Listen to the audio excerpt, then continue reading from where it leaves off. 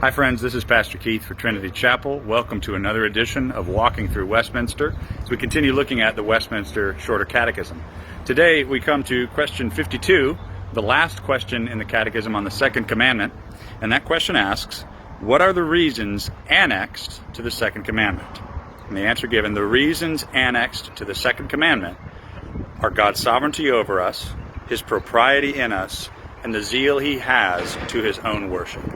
So question 52 is really asking, why does it matter? What reasons would God give for instituting the second commandment, forbidding us from worshiping Him with idols or in any way that we create on our own? And there's three reasons that the Catechism lists for us, all based on Scripture. The first of which is God's sovereignty over us.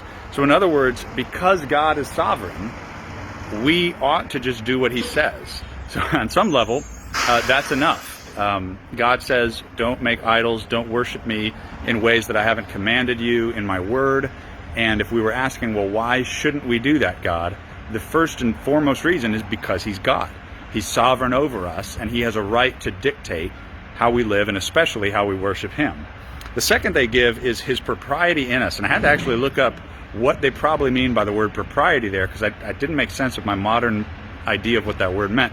In the sort of late Middle English, King James English type, 17th century English, probably what they're referring to is the peculiar essence, the state that God has created us in. So because God has created us in His image, it would be wrong for us to try and make other images of Him. He's already done that. He's already created us in His image, and we are forbidden from worshiping Him in any other way because we are His children.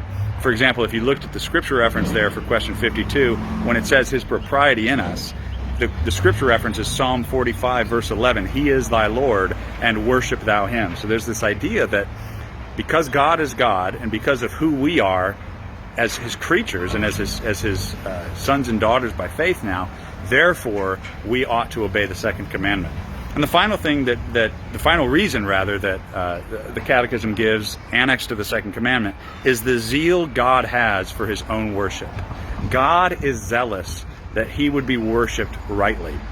And not just because He's worthy of it, but because that's ultimately what's best for us. It's ultimately best for us to live in the way that God created us to live.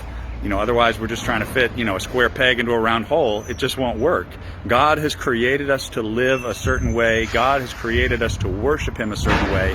And He is zealous that He would be worshipped correctly, in the right way, the way He's commanded us. Not just because that's what He deserves, but also because that's what's best for us, His children, His sons and daughters by faith.